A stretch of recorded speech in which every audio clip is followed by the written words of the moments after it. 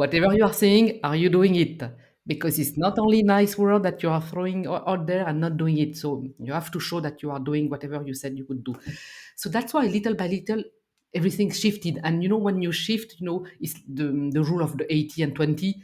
You start to shift a little bit and the other one follow afterwards. And that's what happened in this organization. Welcome to the Women Choosing Growth podcast, where we bring you practical advice and guidance on how to grow your business and achieve success in your entrepreneurial journey.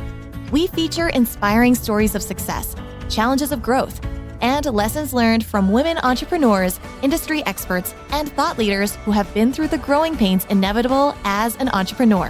Whether you are just getting started or are looking to scale up your business, our show is designed to provide you with the tools, resources, and community you need to grow your business.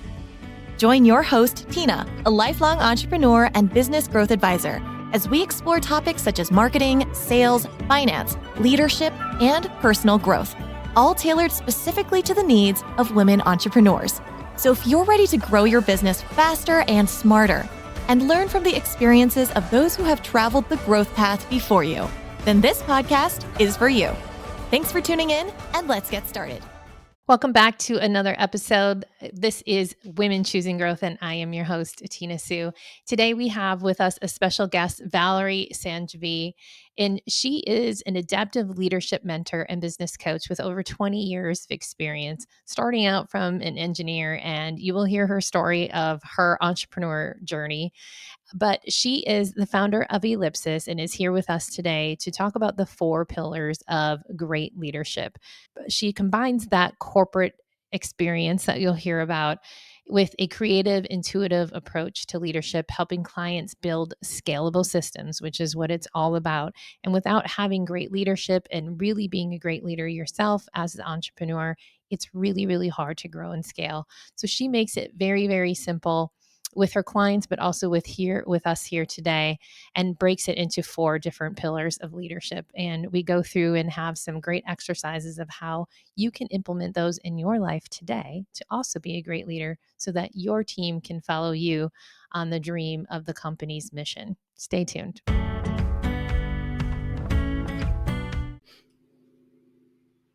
Welcome, ladies, to another episode. I am so excited to have with us today Valerie Sandjivy, founder of Ellipsis. Valerie's here today to share with us the 4 key pillars of leadership that guide entrepreneurs just like you to lead with greater emotional intelligence, adaptability, and innovation. Welcome to the show, Valerie. Thank you, Tina. Thank you for having me in the show.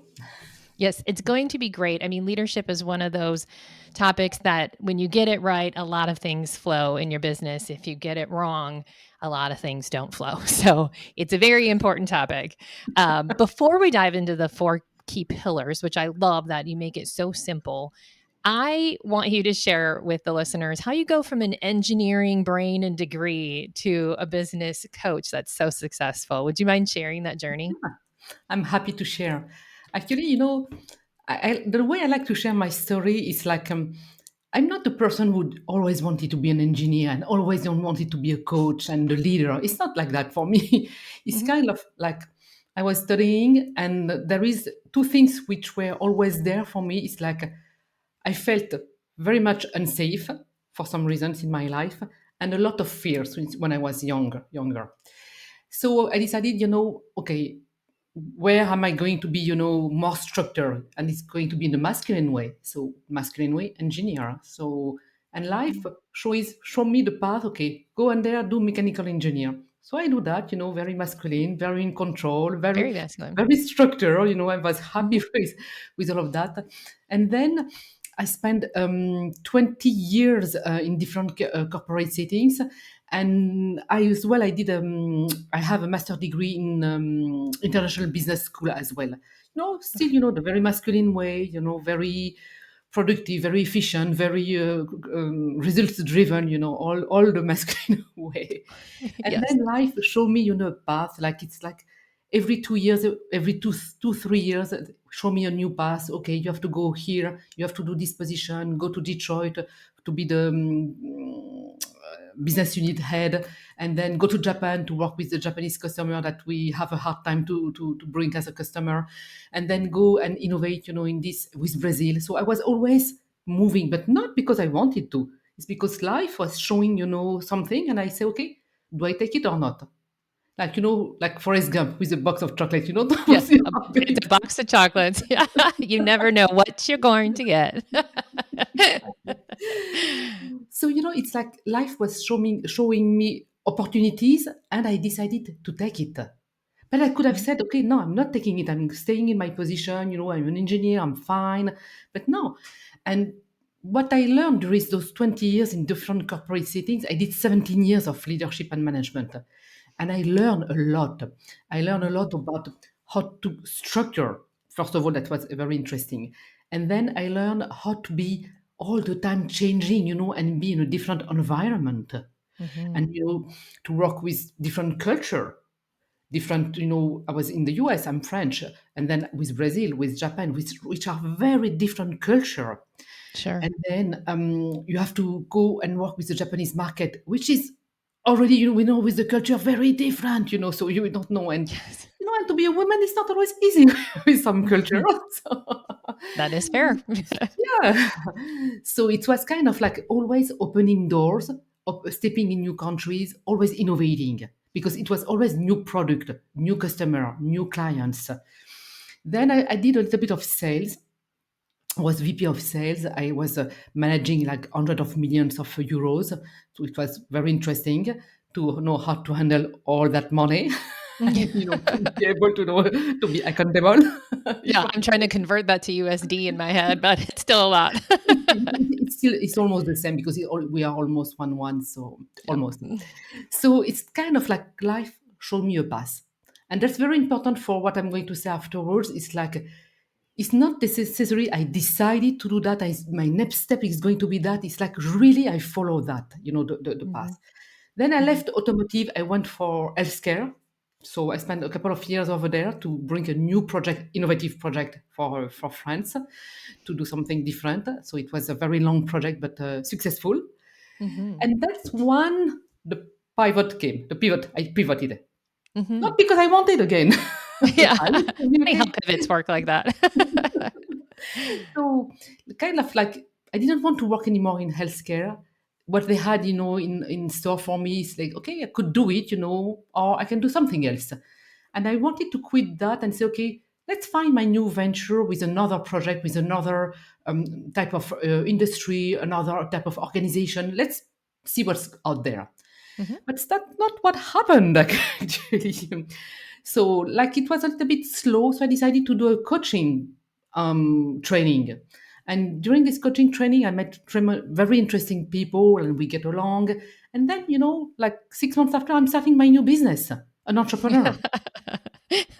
And don't That ask me why. happens, more often than you think. Like, I thought I was doing this, and then I'm, entrepreneur all of a sudden.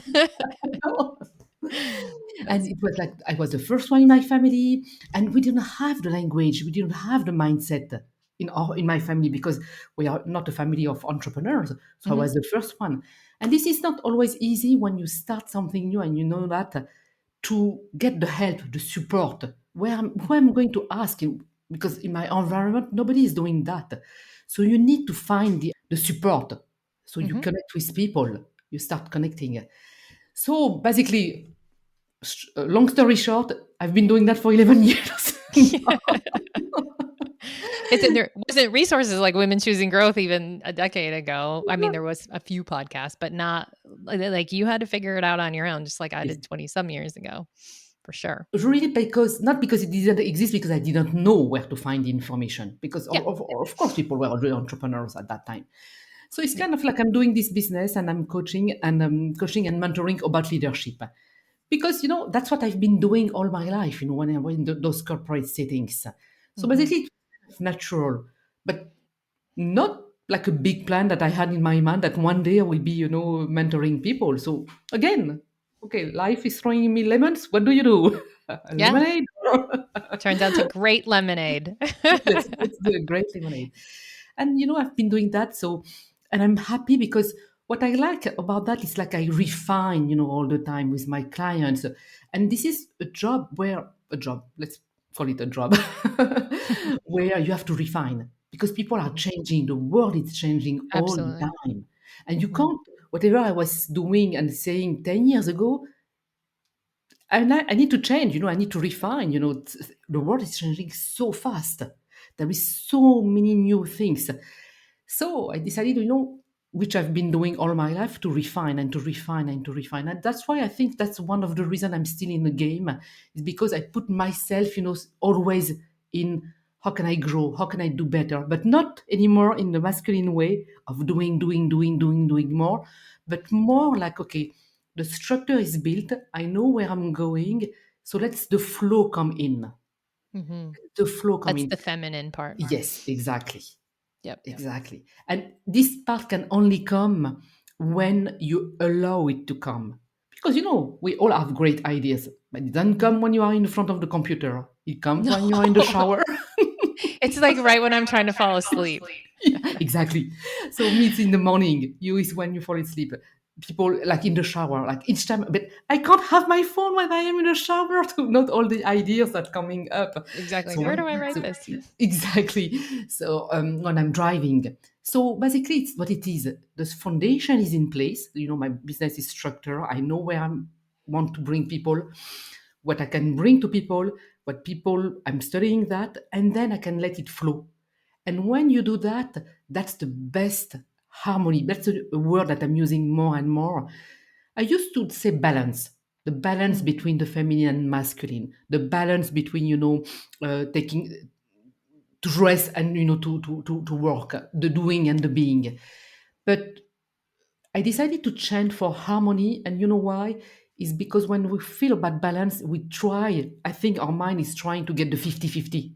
So 50% of masculine, it doesn't work like Mhm. this. So Yeah. harmony is more like, how can I find this nice balance between the two? I That's love that. what. That's like work-life balance. Yes. Yes, what you said is like when people are trying to get work-life balance, it's not like you have an equalness, it's more of the harmony. I love how you put that. That's Yeah. perfect. Yeah. Yeah. Because 50-50, we can never reach it, and it can't be sustainable. So let's try not to reach that. Let's not even go there. Yeah, let's be smart about it. Um, Leadership of all of the things that you've done and traveled the world and had all of these amazing and probably not so amazing parts of your previous life, as I would refer to it as, why the leadership piece? Because, like you said, it pivots and changes. So I get that connection. But it's also hard because it's people. It's the people part of any business, and that's why it changes and evolves because people change and evolve. But you could have picked anything to consult on with all of your knowledge. So why leadership for you? That's a great question. Actually, nobody asked me that, so I love when it's a different question. So, among the 20 years I spent in doing those different corporate settings, I did 17 years of leadership and management. And again, not because I wanted to. It was like, okay, you have to manage the team, you have to lead the team, you have to show. And actually, when I was offered this role, I said, okay, I can't be in the position where I'm going to have to tell people what to do every day, to do the micromanagement. I say I can't do that because I have so much on my hands. So Mhm. for me, it was how can I still, help them, but at the same time, them helping me. So we are more a team than, like a hierarchy type of. Yeah, like the org chart. Yes, yeah. Mhm. So how can we do that? And for that, I needed to build trust with the people. And I remember, one of the first position I took, I was managing people who were twice my age. Mm. And I remember they said when I arrived, they said, okay, we decided that we are not going to do whatever you said will tell us, and we will wait for you to go. That's what I was told. This is was one of my No first. pressure. No pressure. So I said, two things I said. First of all, it means that previous manager and leaders were not the one that those people were expecting and Mhm. probably didn't do everything that could be done. It's not a judgment, just something that I was seeing. And then I say, okay, how can I do to bring those people back on board? The one who didn't want to follow, you know. So I said, Mhm. I need I need to be the one who is showing the way, but I need to be the one to help them to do whatever they wanted to do. And at the same time, them serving the company, because that's what it is at the end of the day. Mhm. So it helped me. And again, like I said, life is throwing me something on the face. And okay, Yeah. how are you going to handle that? Pushing me in the swimming pool. Growth is good. That's when we change when we're uncomfortable and learning new things. So it's all good. Exactly. Exactly. And I was very uncomfortable in many times. So I needed to learn. So why were they unhappy? What happened in the past that made them, be like this? Because, for me, it's always a part of a relationship. People don't behave like this for nothing. That's fair. Yeah. So what happened? And it was not about digging the past and judging whoever was before me. It was okay. Whatever is in the past is in the past. So now let's try to build that, to build this new relationship. And there is things that I'm going to ask you to do, which are mandatory. I'm not going to be flexible because it's part of the business. But then there is things as well. There are things as well where we can find some flexibility and we can work it together. And one Mhm. of them I remember very well said, but you know what? What I want to do is that, and I was never be able to do that. So how can I do this specific, thing? So I said, and they actually wanted to work with more on the Japanese project, Asian Okay. project. And I said, okay, why not? Let's see what I can do about that. So I Mhm. decided, okay, let's see. And each time there was, a Japanese or Korean or whatever, Asian, let's put Asian because it was mainly that. I said, okay, this is for you. And let's see how you can handle that. So he was doing it, it's part of the job. And because he was doing, the other one was starting to follow as well, seeing that what was my word, I did it. Mhm. So, and that's part of it, in leadership. Whatever you Yes. are saying, are you doing it? Because it's not Mhm. only nice word that you are throwing out there and not doing it. So you have to show that you are doing whatever you said you would do. So that's why little by little everything shifted. And when you shift, it's the rule of the 80 and 20. You start to shift a little bit and the other one follow afterwards. And that's what happened Mhm. in this organization.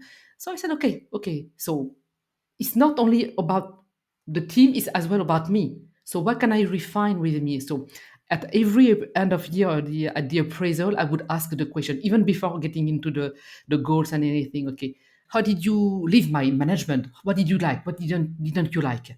How can I Okay. how can I improve? And that's not an easy question to ask As a because leader, to ask your team for the feedback, no, it's not easy it's not because you easy. don't know which org is another box of chocolates. You don't know what you're gonna get. Exactly. But are we ready to have the answer? Because that's the way Mhm. to improve. So some people, 100%. yeah, some people would say, some people were like reluctant to say because they were afraid that was going to use that against them, which I did not. It was really to improve, all together. How can we work together? And because I was doing that, and after that, the word is spreading. Okay, this one is like this one is like this. You have a reputation even before you want it to That is true too. so that's what it is. And it's not about building a nice or a good reputation. It's building a reputation where people can trust you and that you are going Mhm. to keep your words. And that's what happened. And again, I didn't know all of that, when I started. I was young, I was 25, I didn't know all of that. So I learned, and I think what helped me the more is because I always ask myself the right questions. Mhm. Okay, and I would, go and see, okay, what this person is doing. What do I like? What I don't like? Would I like to be led like this? What I don't like? What's going on? What about the communication? And I was always asking those questions in order to Mhm. see what can I take from this person, from that one, from this one, and build, a nice ecosystem of all of that. And always, Yes. reflect on me, tell me, so I can improve. Yes, Yes. that's I similar when, as a young entrepreneur and trying to figure out my leadership, flow, it was the same thing. It was like, what leaders have I worked with? And even if they weren't like direct reports, but I see them in another business with, interacting it's kind of like, well, what resonates with me? What do I not want to do? And kind of making my own way. And yeah, and it is scary to ask for Yes. feedback, but if you're wanting to grow and you're open to being the best leader or whatever it is that, you're trying to improve, you need that feedback. You need Yeah. honest feedback. And sometimes I work with clients and I say, okay, what the team says about you? I don't know. No, that's not a good question. You have to ask. But if they don't like it, but you rather know it now. If they don't Yeah. like, something that you You because would want to know if yeah, if you're too afraid to ask, that might be your first indication you need to ask. yeah, definitely. So very few people. So, but after that, when they understand the, the output and what it can bring to them, usually they do it. It's like Mhm. the feedback. You buy something, you get a survey. Yeah, How did we do? This is like amazing information. This is like the best that you want. it's So what? gold. Yeah, It's gold, exactly. platinum. Yes, Exactly. So just yes. ask. Just ask. I think this part of like your journey and really honing in on your leadership is a perfect segue into these four pillars Yes. that you've like so nicely put together. Do you want to start with pillar number one? Yeah. Pillar number one is the mandatory one. Not that the other one are not, but this is the one that we have to master even before thinking about the other one. Mm-hmm. So the first pillar is about to lead ourselves, self-led, be Mm-hmm. self-led. And what does it mean? It's exactly what I was saying just a few minutes ago. What do I need to do in order to show that I'm leading myself? Where am I going? What do I need to do, like to be exemplar, like to show, like parenthood. If you say to the kids, "Don't bring your phone for dinner because it's family dinner right now," and you bring your phone, you are not showing the right example. It's no longer important. Nope. Exactly. Mm-hmm. So, and it's the same with the team. Of course, they are not your kids, they are not your children, but they see what you do. So if you said the meeting start at 9 and you show up at 9:05, oh, it's only 5 minutes. No, no, no, no, no. You have to be there before 9, actually. Mm-hmm. To be on time, that's what I learned. Something I learned from when I was in the US. To be on time, you have to be ahead. Early. Yeah, Yeah, you you have have to to be be early. early. Yeah, you have to be early. That So that's an that clear is example. true. Yeah. And what you said about them not being your kids, I've talked about this in other episodes that I actually had a staff person years and years and years ago say like, "Well, you treat us like your kids," and I said, you should thank me for that because Yeah. I If am I do it. leading my kids in the same mentality of I will do as I will hold up my promises. If I say I'm going to do something, I will. Or if I couldn't, I'll explain why. Like I am one on the same page. And that's how I treated my staff too. It's like we're Yeah. equal until you make me not be equal. Like, Exactly. Until so I have to enforce the boundaries, until I have to enforce the rules because you didn't follow. yes. So it's always start with us. How do I behave? And for me, it's always what the way I want to behave is when the doors are closed and you are not there as the leaders. How is the team talking about you in your back? Hmm. And what do we want them to say and behave like this? If we want them to say, okay, he's present, or let's say she's present. So, okay, be present. We can talk to her. Okay, so how is your communication? When she says something, she does it. Okay, so do that. Hmm. She always calls back when you call, and like even she was in a meeting all day long, she always calls back. She fosters growth, for us, to grow and to improve our skill. She refines her skill. When she doesn't know, she learns. I want them to say that about me. So what do I do in order for You do them to all say those that? things. I do all those Hmm. things. I do all those things. Yes. And they're conscious, right? So I think that's probably part of your first pillar is to like really be conscious about the efforts Yes. to lead yourself first, like you said, before you can do anything else. You have to have some of those guardrails and plans in place. Do you have guidance on like how one would go about like making this mindful? For me, it's like what I like is about reflection. At Mm-hmm. the end of the day, me, what I do is like every end of the week, on the weekend, I take 2 hours for myself.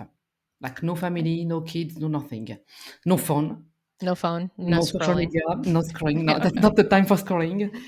But I am contemplating, reflecting about the week. Mm-hmm. Because, like I said, life is showing you wherever, you know, there is something that you need to refine, there is something that was a struggle, everything, I'm going back to all the, when there was something, of course it was just a conversation, there was nothing like to say about it, let's don't study that.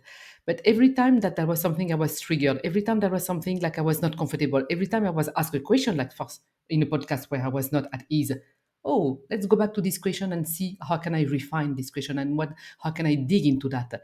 So for me it's very important to spend those 2 hours, because that's the time I need, you know, 1 hour, you know, on Saturday, 1 hour on Sunday, or sometimes 2 hours on Sunday, depending of the, you know, the planning of the weekend, and to reflect on that. And Mhm. because I'm doing that, when I am with the family and with the friends and, you know, whatever I'm doing, it's like I'm present to that. And I'm not, you know, in my head trying to think about what went wrong. It's not necessarily wrong. What did I wanted to improve? What I didn't like? What I need, where I need to refine. So then I'm more present, you know, with my friends, the family, and whatever I'm doing. That's part of what it is for me. It's like, and for me, that's the guideline that we need to have. Ask yourself what happened and what are the nuggets that we had all the day, all the week, Mhm. and refine them. Because Yeah. usually there is a thread when you look at that. Every week There's there's enough in a week to be like, I wasn't my best self there. That's kind of the phrase that I usually use. So I think it's important to like say it again. It's not necessarily where you did something wrong. It's just like I didn't have the best answer for that, or I wasn't my best self in this particular situation, and it's not like you're giving yourself a timeout. It's more of like, how can I just make sure that I feel better exactly. about it next time this thing comes around or this conversation or whatever. So it's all about self improvement, it sounds. Yes, always. And for me, there is the word wrong or failure. They should have a different connotation. Right now, I don't like those words because there is I agree. not really something wrong or failure, and it's only that if you let this be a failure or being wrong. For me, it's like just okay. There is something here to learn. There is an experience. What do you do with it? Hmm. What do you do with this experience? Do you let it be a failure, or do you learn from it and next time you will be better? And that's the way I prefer. Like, let's, Yeah. I'm learning, I'm still learning, you know. I remember when I finished my studies, you know, as an engineer, I said, okay, I don't know anything, I don't know how to work. It's not because I did all those studies, you know, that I knew what to do when I was, you know, at work. I needed to learn. So why is it okay to learn when we are like a kid, you know, like young kid, like when you are 5, 6, 7, and when we are teenagers, and when we are doing our engineering class or whatever, and then when we are an adult, we are a grown up, it's not good anymore. It's not time anymore to learn. No, it's still time to learn. So I'm still It's learning. always time to It's learn. always time Yes. to learn. Always time to so learn. so what I could I like it. learn? And it's not in the masculine way. It's really what can I refine? Self awareness to reflect and what happened. That's the best for me, really. All right, before we dive back in, I want to take a moment to talk about something that can take what you're learning today in this episode, as well as our previous episodes, and turn it into something that is real strategic growth for your business. For example, if you're feeling inspired by what you're hearing today, maybe you want to improve your leadership. Maybe you want to refine your systems. Maybe you want to build a more scalable business. Maybe you just want to get out of your own way and break free from those limiting beliefs that may be holding you back. If are you feeling that way, then you are exactly the kind of entrepreneur who will thrive in our strategic shift program. You see, it's designed for women entrepreneurs just like you, who are established, ambitious, and ready to build something that is not just successful today, but is positioned for more growth, long-term value, and freedom, right? That's why we're in business in the first place. In this program, you'll get proven framework, tools and resources, financial insights, strategic mindset shifts, everything that you need to work methodically through the growth of your business. And the best part is it grows with you. This isn't a course that you just take once and has basic business information in it. This is something that has the actual tools as if you were working alongside a coach to help you build the foundation and continue to build on it year after year as you continue to scale. It's even designed to work with your leadership team once you get to that point in your business. So if you're serious about building a business that is valuable today and continues to grow in value while you're not having to work harder, then check out the strategic shift on Tina-Sue. Look for courses and look for strategic shift. So let's get back to our show. I like asking the question of, what mistakes have you made in your past? And, there are things that pivoted my life that, and some choices that I made that weren't the best, like, bad investment or whatever. But those to me are not mistakes. They were things that I learned from, and now I'm a better person from it. So it's like, I would, as kind of putting a button on this first pillar is like, ask yourself, what mistakes have you made in the past? And if you actually have these, like, well, I married the wrong person, and then, like, like, help yourself to reframe those, because they're not mistakes. They got you to where you are today. So it's kind of like some self work, the question you can ask to work through those to get the right mindset. Which is not easy, and not everybody wants to do Yep. that, because it takes, courage to go and look into that. And we are our worst enemy, because we blame ourselves even before the society is blaming us. We are Yeah. blaming ourselves first.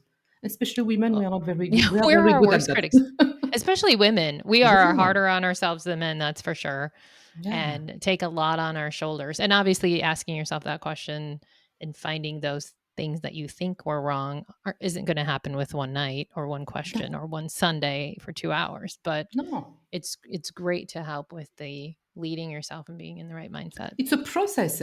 For me, it's a Mm. lifetime process.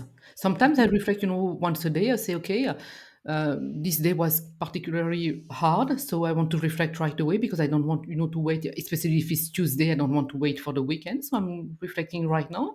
I have, I have 5 minutes. Let's reflect what's coming up, and it's because you are putting yourself in this mindset. Then after that, it's coming faster.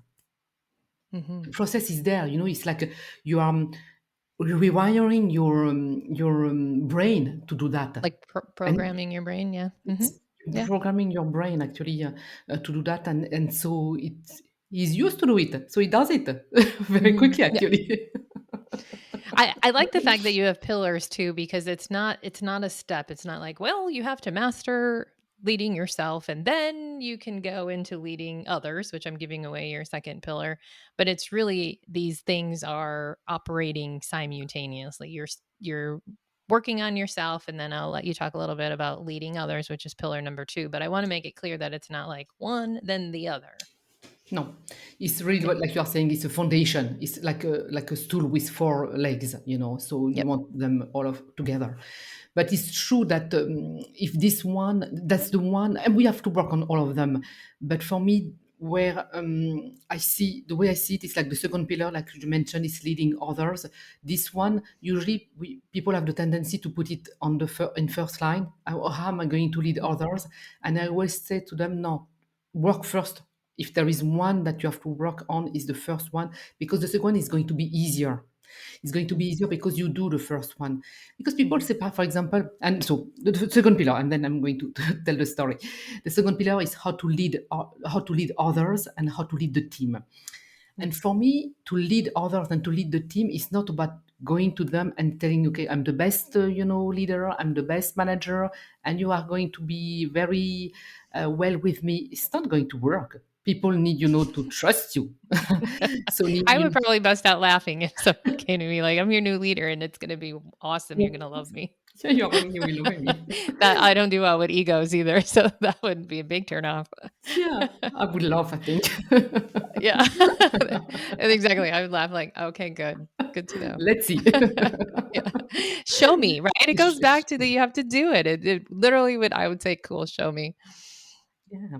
And so we want to have the trust from the team. And the trust is not, for me, trust is not, a root. For me, trust is the byproduct of things that you put in place that is going to bring trust at the end. And the byproduct, it's a byproduct. So what do you put in place?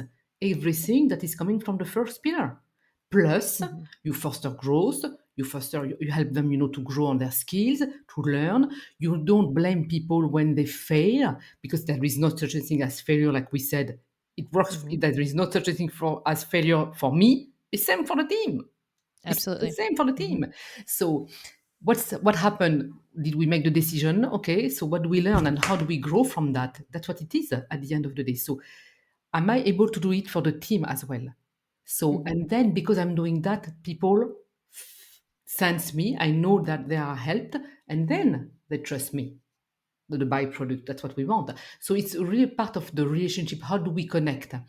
And that's why we see more and more about that about leadership. You have to be more vulnerable. You have to be more authentic. But what does it mean? It just means that be more human. And what does it mean to be human? It's like, how can I connect with you? Because if I'm not able Mhm. to connect with you, I'm not going to be able to know if I can trust you. If you are the robot, I can connect to you. You're never there. You're never present. Don't know if I can trust you. So Mhm. go I ahead. was just saying, I think it goes integrity, right? Integrity is the word that kind of shows up when you don't do what you say you're going to do. That's where it's trust and integrity is kind of hand in hand in those situations. So, Basically, two very important words. Word. hmm Word. yes, Yeah. I love that. Yeah. Okay, so leading others was kind of the second pillar, and the third pillar. So the third pillar is about e-mastery. E-mastery is about emotional mastery. And I really say mastery, and I'm going to explain why mastery and not only emotional resilience or emotional intelligence. And I'm going to say mastery, and I'm going to explain what it is. But it's as well expansion and evolution and vision, is all of the E words. But let's speak about emotions because that's the one usually we we we need to speak about. hmm This is the So one that I go, like I'm pretty good at the first one, and the second one, it's the third one that I probably am mass needing more assistance with. I think it's the hardest one in my opinion. it is one of the hardest one because it's part of our humanness. So that's what hmm it is. So for me, when it comes to emotional mastery, it's about the way I like to say it is like, as a leader, I don't want to be in a situation where I have to say to my team or to whoever, I'm sorry, my words were not the one I wanted to say. It's not what I was thinking. I was, mad. I was frustrated, and that's why I said that. So I'm sorry. So how can I do to not put myself in the situation where I have to say I'm sorry? It doesn't mean that I don't have to say I'm sorry. I can, hmm of course, but how do I do? Because I can be triggered, by situation, the world hmm situation, economy. There is so much going on. I can be triggered by that.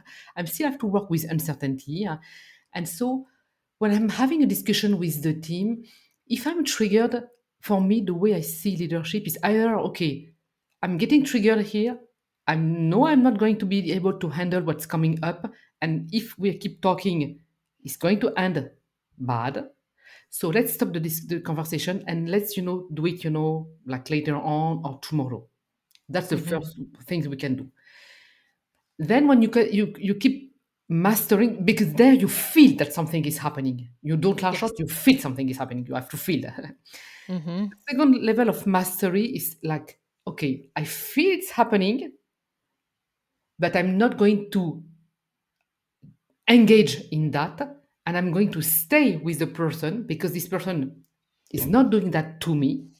It's just because what this person said triggered something to me, but she didn't do it on purpose. Because of course there is people who are doing that on purpose, but most of the time it's not the case. Right. So this person is not doing that on purpose, but something happened. So I'm not engaging with whatever emotion is here. I'm putting it on the side. I'm finishing the conversation that we are having, and then later on, I'm taking back the emotion, and I'm okay. What happened? How hmm can I refine? Because if I don't do that, the tank of emotion is becoming, full. Because one day it's okay, the second day, and hmm it's building up.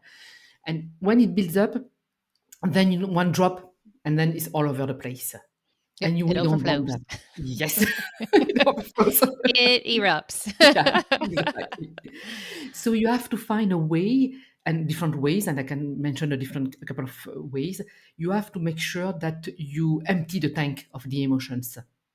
If Mhm, it's not every day, like at the end of the week, but probably as soon as you can, because then you are building up, and then that's when you get triggered, and then you burn out, and nobody wants to be burnt out. That's not good for anybody to be burnt out, mhm. with all those emotions.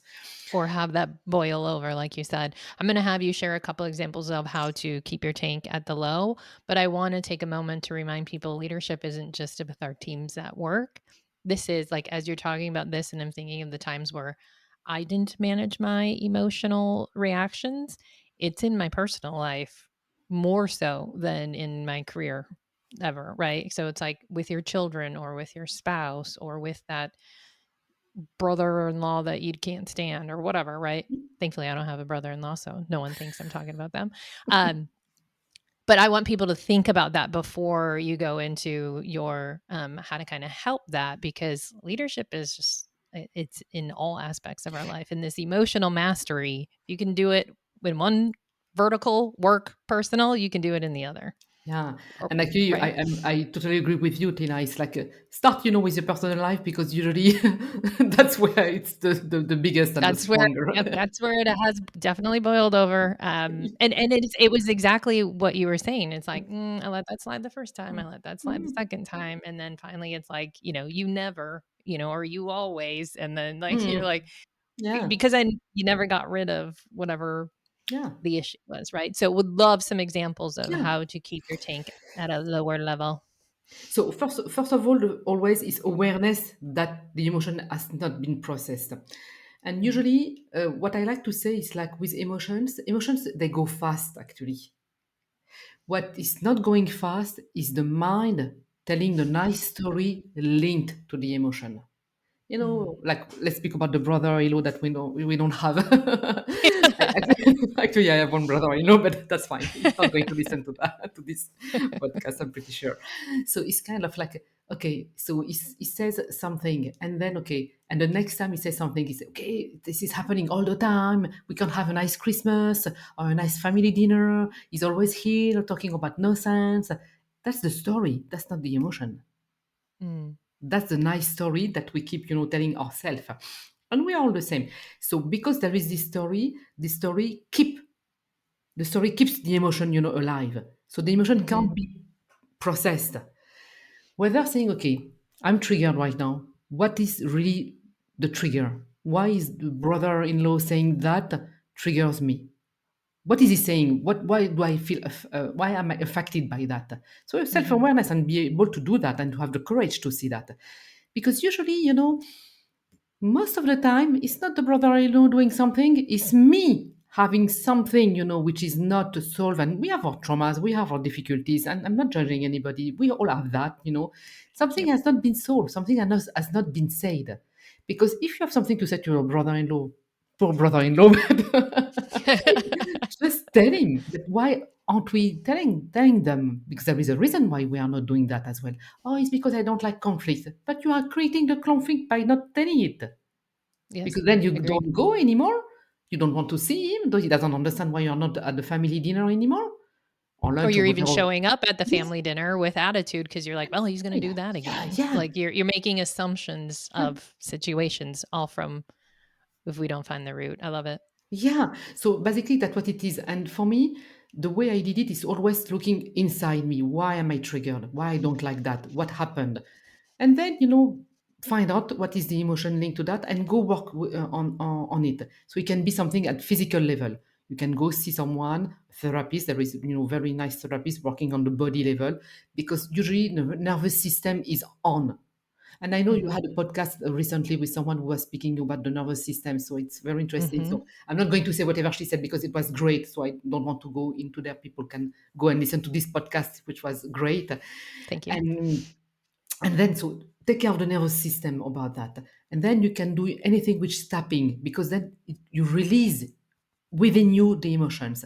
And then, because you did that, you are able to have a clear mind, a clear vision of what's going on exactly. And then maybe you need someone, maybe you need a coach, maybe you need a therapist, maybe you need someone to help you take care of that.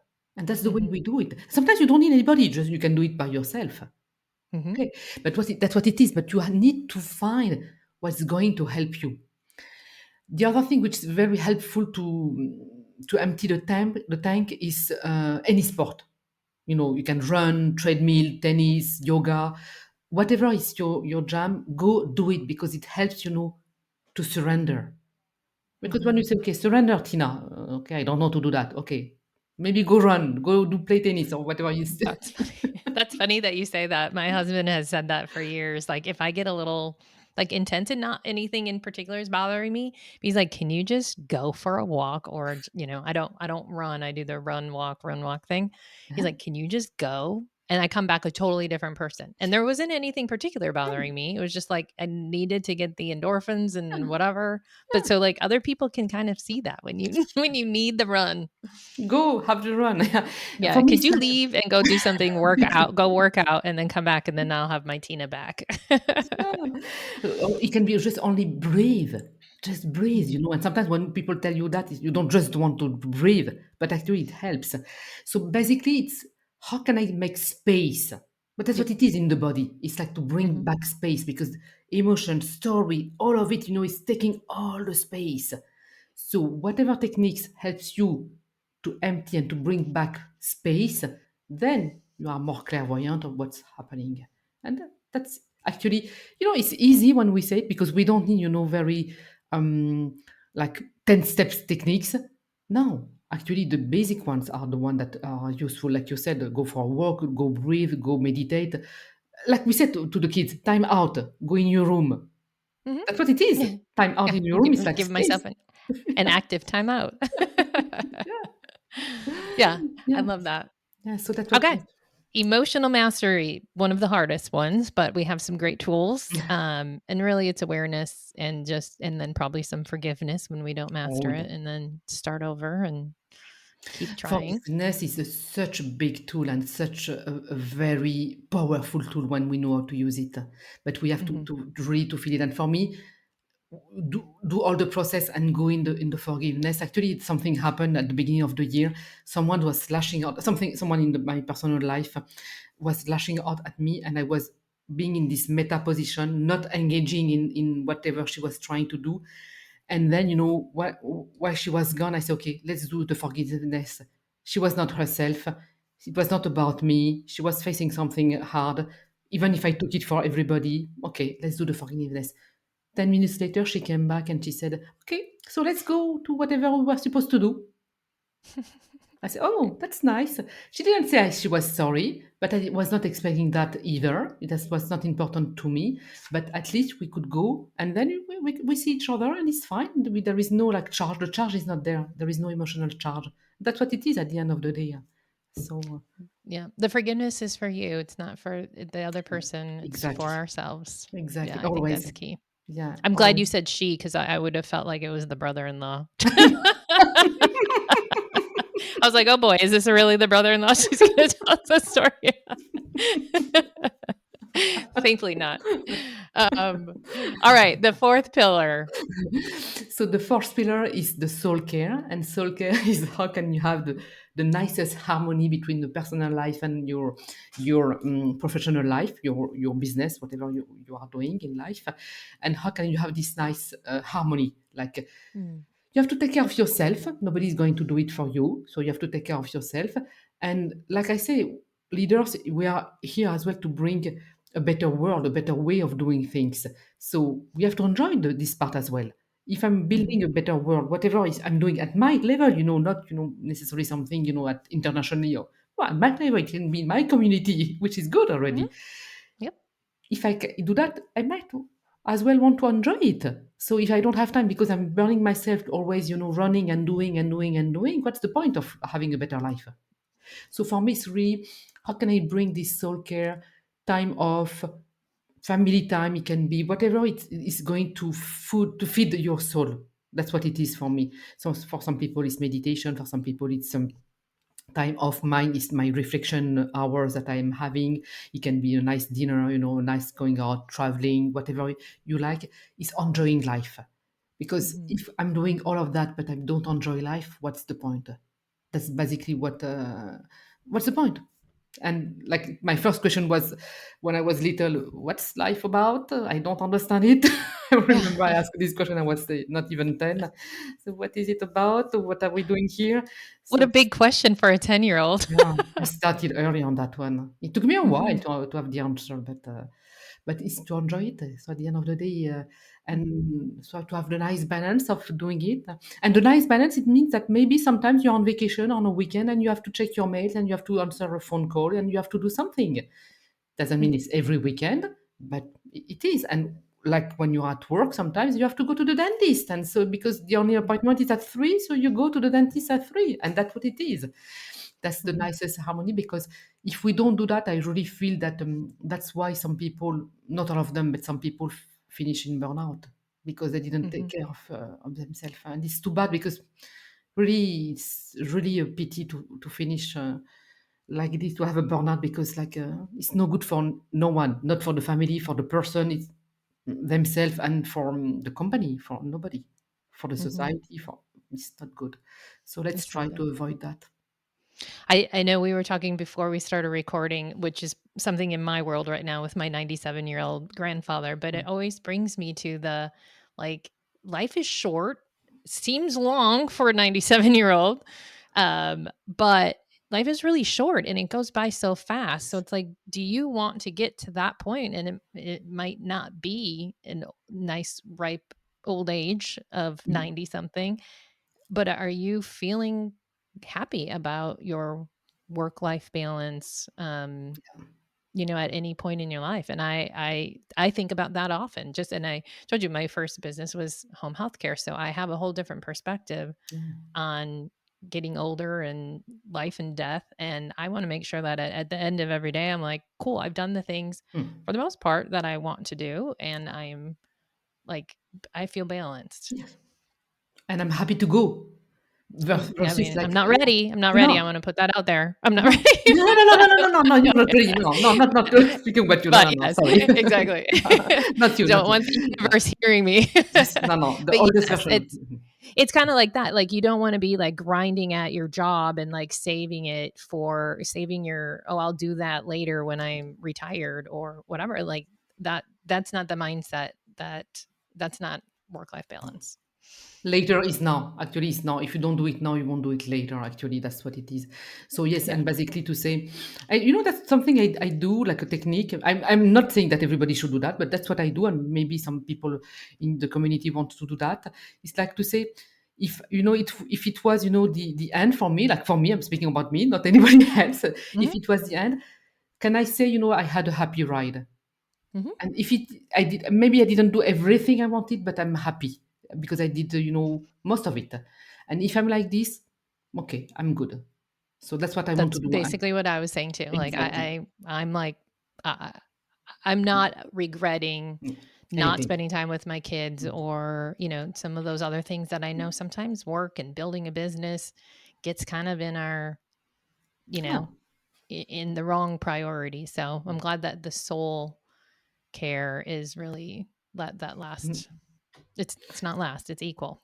No, no, no, it's not last. And the soul is when you listen to the soul, is bringing you back on track. Really, Hmm. yeah.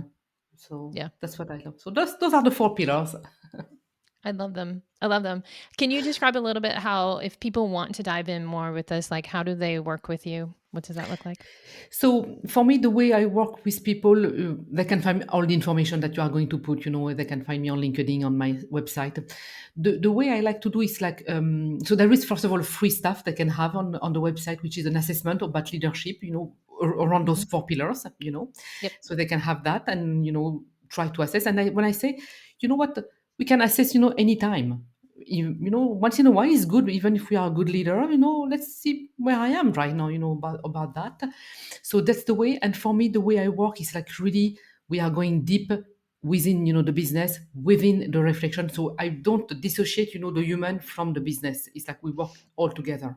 So we work on innovation on the business, new ideas. We pivot. We expand everything that we need to expand, and we work on the person, the leader. In order to work on those emotional things, on the refinement, on the Mhm. resilience, and all of that are much more needed in order to grow.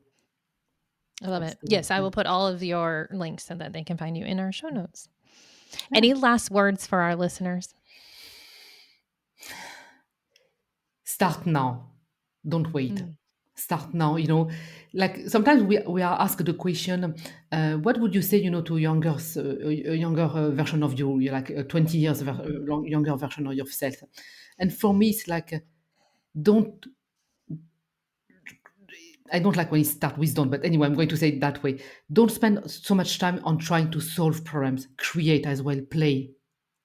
And you Mhm. have a nice balance between the two, because I was such a good problem solver, which is good. I mean, I learned a lot about that. I'm not saying that it was bad, but start to create now. Start to create, a life. Start to create, the leadership. Start to create, your mindset. Start to create, work on your emotion. Start early. So start now. Mhm. That's what I want to say to Start the now. to I the love it. community. Start now. Yeah. I think about what you just said. What would I tell my 20-year-old self Yeah. when I What would you? was just, and I think it was like, you got this. Like, don't be second guessing everything that you decided. It's like, you got this. Like, You it's, got this. it's Yeah. going to be okay. So just do it. So Yeah. it's like right in line with what you're saying. Just do Yeah. it. Yes. Just do it. Just do it. Just Nike all day. Just Nike is not going to be happy, but let's just do it anyway. I love it. Thank you. You Thank you have so much. been so great on like making this so simple to just kind of put it in those 4 pillars. It's been great, Valerie. Thank you so much, Tina, for this conversation. I loved every minute of it. Thank you. I hope you enjoyed today's episode. Please be sure to hit subscribe on your favorite podcast platform so you never miss an episode. The Woman Choosing Growth Show is not just another podcast. It's a tribe of women helping each other grow. So please, share this podcast with all the women entrepreneurs that you would love to see succeed. If you'd like to know more about customized business advising through Cultivate Advisors, download business tools, or sign up for upcoming events, visit www.womenchoosinggrowth.com. Once again, that's www.womenchoosinggrowth.com. Remember, we are in this together. See you on the next one.